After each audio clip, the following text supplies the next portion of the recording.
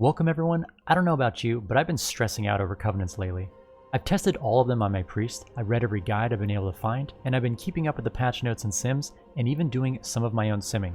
You would think that after all that, I'd know which covenant is the best. But I don't, and I'm here to tell you that if you don't either, that's perfectly fine, because I don't think anyone does. That being said, I have a pretty good idea of which covenant I'll pick when I hit 60, so stick around until the end of this video and I'll go over all my reasoning behind that decision. I'll be diving into the recent changes and going over some of the strengths and weaknesses of each covenant for different specs and content types, but the main thing I want you to take away from this video is don't worry about your covenant choice. It's not worth stressing over. I say this for 3 reasons. First, Blizzard made it very easy to swap to a new covenant. The difficult part is switching back to a covenant you've already picked. So when the game launches and we speed our way to 60 and we're forced to pick a covenant, you can swap to a different covenant within the first few weeks fairly easily if you want to. There will be a little grinding to catch it up, but with our low renown levels, it won't take that long. Second, looking at the sims, specifically for Shadow, all the covenants are within a few percentage points of each other. This isn't going to be like corruption in BFA 8.3, where one corruption effect was doing an insane amount of your damage. The DPS changes are fairly minor, and different covenants were actually slightly edging each other out based on different circumstances. There isn't even a best covenant for DPS. There probably won't even be a best covenant for raid. I think you'll see different covenants taking slight leads on a per fight basis. And finally, these covenants will continue to get tuned and changed over the course of the expansion, especially in the first few weeks after launch.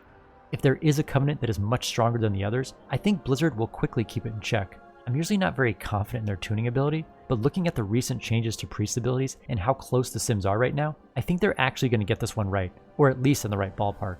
So try not to stress over it. You can easily change them after launch, they're very close numerically, and there will undoubtedly be changes that we have no control over. Now, what isn't close is the playstyle, utility, and aesthetic of each covenant. If you didn't get an opportunity to play the beta, use your leveling time to take full advantage of testing out the different covenant abilities and asking yourself which one feels best to you. If you like the idea of having a big 3-minute cooldown and don't mind getting into melee range, Kyrion's Boon of the Ascended is a very solid pick, especially for Mythic Plus. If you're more into the Fire and Forget playstyle of Venthyr's Mind Games or Necrolord's Unholy Nova, they're both strong as well and pretty solid in Arena. If you like the utility, nuance, and playstyle of Fey Guardians, and simply just enjoy shapeshifting into a familiar, the recent changes to Night Fae made its damage competitive with all the other covenants. You honestly can't go wrong with any of these choices. Numbers aside, I want to talk about 3 fairly recent changes that were made, even up until just a few days ago. Mind Games recently received a nerf, presumably because it just does an astronomical amount of healing during a full discipline ramp in raid. It's looking like it'll be overall less DPS, but it's a nice 45-second cooldown that's easy to use in all specs and content types. It also has the added benefit of returning resources on each use, and is very strong in Arena. As I just mentioned, Night Fae was looking like a pretty bad covenant for DPS, but the recent buff causing it to reduce the cooldown on Void Form makes it do a lot more damage. For healers, it also brings a lot of added utility through damage reduction and mana if you min-max those effects during the window. Finally, the Necrolord Unholy Nova was recently reworked to be a projectile with square root scaling, meaning it's actually very strong single target and no longer requires being in melee range to use. It has its quirks, but overall a solid pick. All that being said, I promised you I'd tell you what I'm picking when I first hit 60 on my priest. My plan right now is to go Venthyr. I like how strong Mind Games will be for Discipline and Raid, and how it doesn't interfere too much with my Shadow rotation.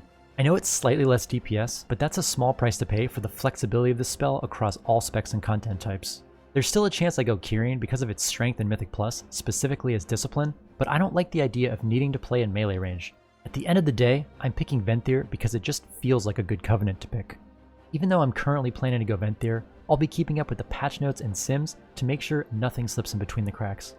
Let me know which covenant you choose to pick and why in the comments section below. As always, thanks for watching, good luck in Shadowlands, and I'll see you next time.